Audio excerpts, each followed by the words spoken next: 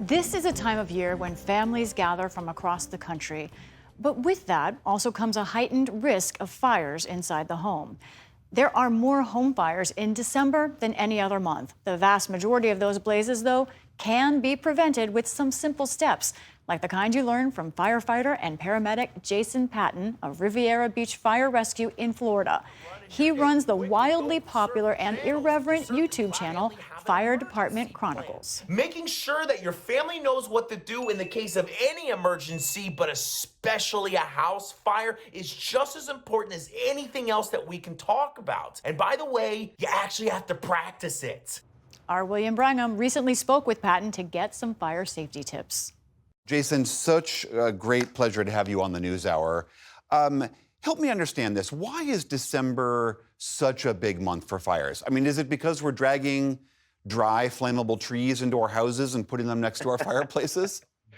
That definitely doesn't help, but it's mainly because you're having more people together, more cooking, but also during the winter months, it is getting colder, so more people are turning on their heaters or they're bringing space heaters into the house, and sometimes we don't create the best practices when it comes to those space heaters. So increased cold months on top of sometimes overloading the extension cords that we're using, all of those things can contribute to increased fires.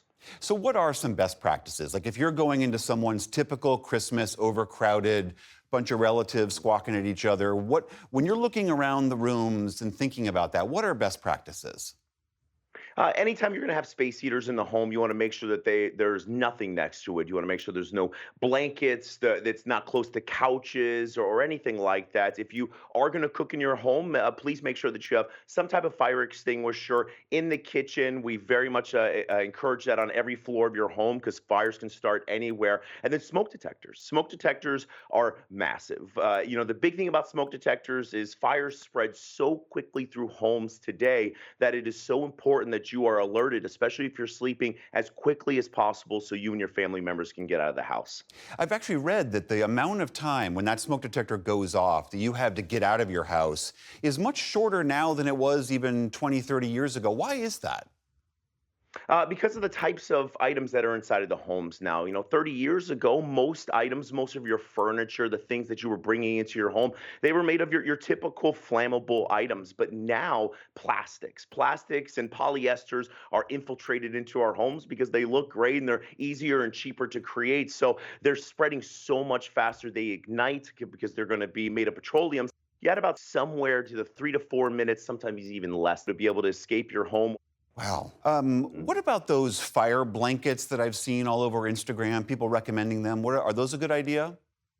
Absolutely. Listen, especially when it comes to kitchen fires, if it's just a typical item that's on fire, then an ABC extinguisher, which is very much recommended for 99% of homes, that will work perfectly. But if it's a grease fire, ABC can work, but the best thing to do is smother those. The worst thing you can do with a grease fire is water. When people put water onto fires, water, once it hits that, it instantly boils and expands 1,700 times its original size. So you essentially make a small bomb inside of your kitchen and you throw flammable grease balls all over the place. So a blanket or a fire blanket specifically, or just putting the lid back on the pot if you're able to do that and wait for it to cool down. Is there a general rule that you would counsel people to say, okay, a fire has broken out in my house. I myself can deal with this with smothering or with an extinguisher, or when I should just say, this is beyond my pay grade and get out?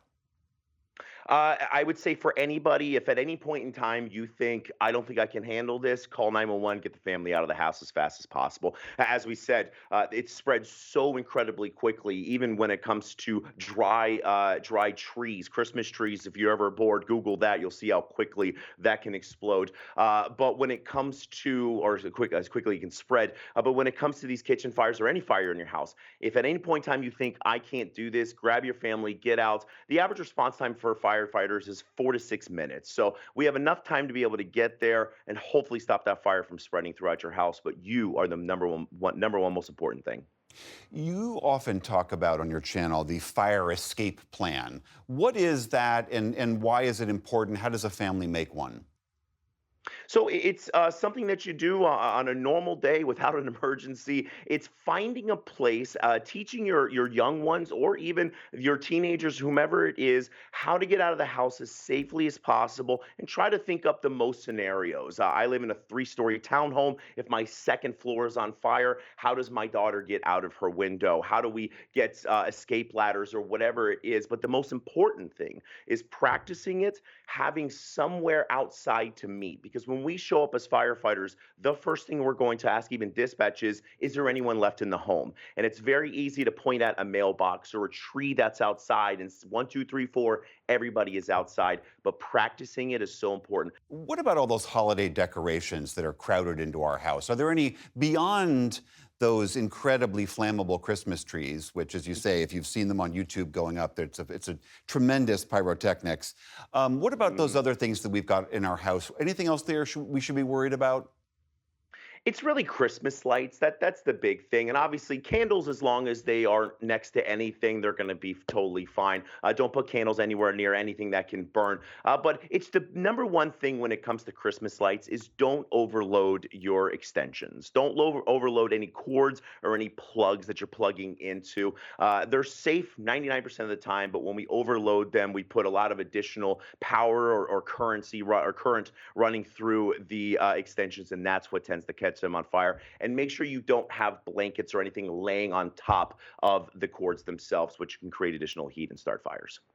All right, that is Jason Patton of the wonderful Fire Department Chronicles YouTube channel. Thank you so much for all this great advice. Thank you.